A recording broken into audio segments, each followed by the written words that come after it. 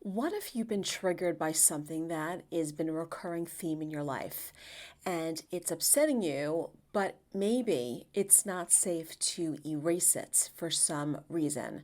So, I wanted to clarify a point about that. So, if you've been struggling with, again, something that's maybe about your core value system, something that's going to protect you, you know what's bothering you. You love the theory and the idea of Ho'oponopono to let go of it, to cleanse, clear, and erase it.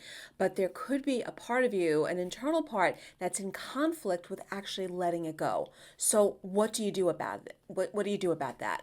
Well, the reality is that if it's not safe for you to cleanse and clear the memory, it's not going to. But I don't want you to think that Ho'oponopono cannot be effective for it, or that it won't be effective for something in the future. So here is my suggestion when something like that is occurring in your life. You can use Ho'oponopono on the memory, but specifically about the fear of it. So we're taking that thing that's bothering us, sort of wrapping it in the energies of love and gratitude and repentance and forgiveness. We're holding it until it's safe. So maybe we need to get clarity on the issue. And then once we know that, okay, that this thing, we can transform it, then we can use Ho'oponopono to cleanse, clear, and erase it.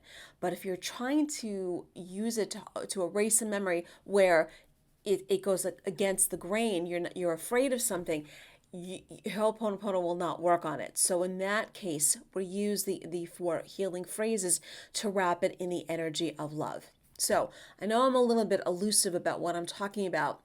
I was working with a client who was questioning their something about their core being and who they are as a person, and they wanted that issue to go away, but they didn't have resolution. So when we did Ho'oponopono, it was not effective, and it actually brought up fear. So taking that as a big learning lesson, we just Ho'oponopono on the fear about the issue until we can get clarity. So I hope that's helpful. And I love you. I am sorry. Please forgive me. Thank you.